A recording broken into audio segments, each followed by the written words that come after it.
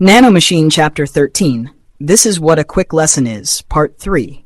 After transferring the internal energy to Yeowon, Submeng pulled his hand away. He looked exhausted, wiping away the sweat on his forehead. So, did you memorize the flow? Yes, I did, Yeowon replied firmly. This reckless method had been taught to Submeng by his teacher. It worked best for students who didn't know anything about internal energy. I'm sure that was painful, but this is the perfect method for people like you who have no internal energy. Submeng was pleased to see Yeowon endure. The goal is to finish this in 7 days. You will need to get the internal energy within that time. Got it? It was a bold goal, but Submeng wanted to accomplish it. Yeowon thought, seeing how tired he is, he must have used a lot of energy too. I should be able to endure at least this much. He bowed. I will succeed, teacher, as much as you care about me. Submeng chuckled. It seems you can say some commendable things. Good. This will be the end of today's lesson. Don't forget the breathing method and the flow. Then he walked out of the medical treatment room. Yeowon clenched his fists. If I can get the internal energy in a week, I can take this pain.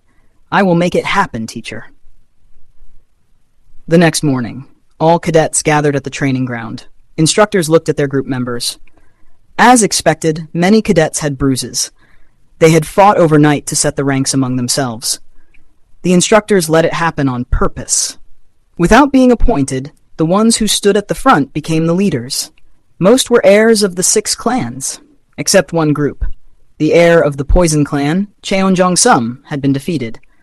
Standing at the front instead was the 18th cadet, Baek-gi, his scarred face covered with bruises from the brutal fight. Did he defeat the 4th cadet? One instructor murmured. Lee Hwamyoung raised an eyebrow. Interesting.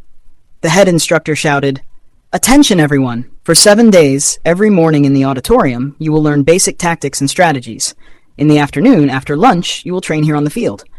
Do you understand? Mado, the cadets shouted. The groups began moving to the auditorium one by one. Meanwhile, Cheon Mukum mocked Cheon Jong-sum. You stupid bastard! How could you fall in ranks like that? The Poison clan is nothing without poison. You're lower than even the minor clans. Damn you, Jong-sum glared. His eyes then turned toward Baek-gi. You bastard. You have insulted me. I'll make you regret it. You'll regret being in the same group as me. That night, inside the dormitory. Instructor! It was Cadet 3, reporting to Instructor Impyeong. Impyeong nodded. Your performance during the formation training was quite satisfactory. I'm flattered, the cadet replied. Impyeong sighed. But Cadet 7, he has to stay in the infirmary for 2 weeks. What? 2 weeks? Cheon Mukum was shocked. That's what the doctor said. Even if he memorizes theory, practice will be a problem. I wonder if someone without internal energy will be able to catch up. Impyeong shook his head. Anyway, I'll go to Cadet 7 again today. You're free now. Do your best. Mado. When Impyeong left, Mukum's face twisted with rage. Damn it! He kicked the furniture, scaring the other cadets. That dirty peasant lying in bed comfortably for 2 weeks? It gets on my nerves. Cadet 80, Ja-hyun, spoke calmly. Prince, the doctor's words may not be false, but why don't we do this instead? He whispered into Mukum's ear. Slowly, a smile spread across Mukum's face. 5 days later, at training, the cadets were given real swords and iron shields. Ja-hyun looked at Cadet 23. Are you ready? The cadet nodded. Formation! Keep your distance! Impyeong shouted. But suddenly, the 23rd cadet screamed, stabbed by a sword. You fools! I told you to keep distance! Impyeong shouted, rushing over. He carried the cadet to the medical room. Mukum grinned. Inside, Dr. Baek Jong-myung quickly treated the wound. It missed the vital part. He's lucky, he said after sewing the injury. Impyeong sighed in relief. But the scheme was already in motion. That night, the 23rd cadet carefully got up from his bed.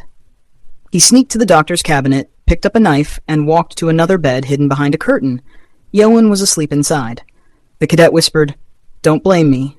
I'm only doing this to save myself. He placed the knife on Yeowon's leg. Warning, hostile action detected. Activating self-defense mode. The cadet screamed as a powerful electric shock surged through him. His hair burned, and he collapsed instantly. Yeowon slowly opened his eyes, glancing at the fainted boy. As I expected.